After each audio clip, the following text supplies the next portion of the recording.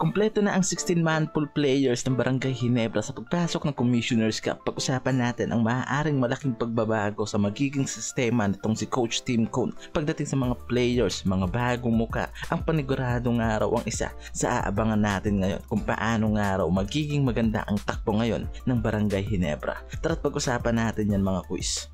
Mula sa mga injured players last conference makakabalik na sa lineup itong front court nilang si Isaac Go at shooting guard nila na si Jeremiah Gray. Paniguradong malaki ang maaasahan ni Coach Tim Cone sa shooting guard na to. Mula sa first unit nila Barrientos, Hanmisi, Brownlee, Stephen Holt at Aguilar. Hindi natin sigurado lalo't nandiyan na itong big man na maaaring gamitin nilang front court itong si Troy Rosario. Malaking pakinabang dahil sa shooting skill na meron itong si Troy na isa nga sa gusto ni Coach Tim Cone pagdating sa pagiging big yung isang araw sa dahilan kung bakit kinuha nila ito at talaga nga naman na pinursiging mapasok sa lineup dahil nga sa shooting ability na meron itong power forward na si Troy Rosario. Pagdating sa labas sigurado nga raw na malaki ang pakinabang ng player na to para sa Ginebra ngayon. Maganda na rin ang kondisyon nila Thompson, L.A. Tenorio. Last conference, grabe yung performance na pinamalas ng mga ito as a veterans guard ng Ginebra. Kaya paniguradong kakaibang aggressive pa rin ang ipapakita ng mga yan ngayon. Si Ralph Kuna, gamit na rin ang shooting skill nito. May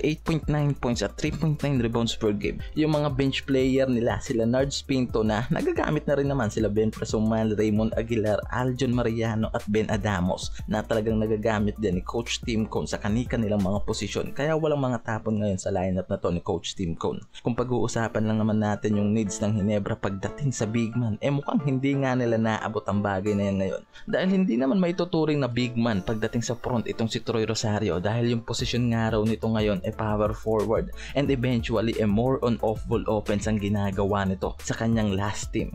And the other side yung shooting ability nga raw nito ang talaga nga naman na napapakinabangan ng mga teams na pinapasukan nito na paniguradong iyan din mismo ang gagamitin ni Coach Tim Cone dito kay Troy Rosario, yung ability nito sa outside shooting. At isa pa sa pwede mangyari dyan ay ang pagsabay nga nitong si Japet Aguilar at Troy Rosario sa loob na maaaring gumaang nga raw ang laro nitong si Japet as a center. Di tulad last conference, di ba, na si Justin Noype nga lang daw ang katulong nito sa ilalim.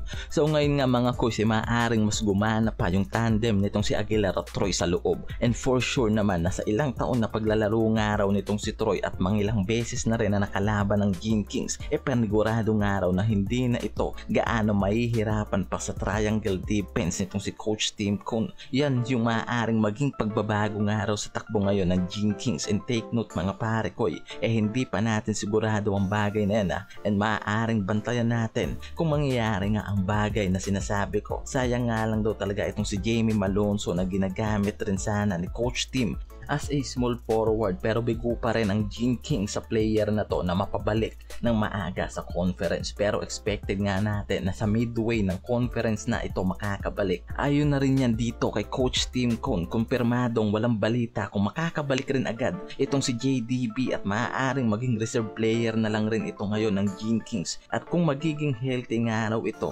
iyan yung aabangan natin sa conference ng Commissioner's Cup. Ngayon nga na nilabas na ng Kabarangay ang final full nila sa magiging kampanya nila ngayong Commissioner's Cup, masasabi natin na kung naabot nga raw ng mga ito ang finals last Governor's Cup with frustration at kakulangan nga sa big man, at ngayon nga meron na silang 6'7" Troy Rosario na magiging secondary front court nila ngayon, di malabong magawa na nga raw sumabay ng mga ito pagdating sa ilalim dahil sa tulong nito ngayon kay Japet Aguilar. And hindi natin alam kung patuloy pa rin ang paghahanap nga raw ng Barangay Ginebra sa isang literal na big man na maaaring makatulong pa para maging dominante sila sa Commissioner's Cup na to. Gagawin yan panigurado ng Ginebra lalo't naglalakihan ng araw ngayon ng players sa Commissioner's Cup.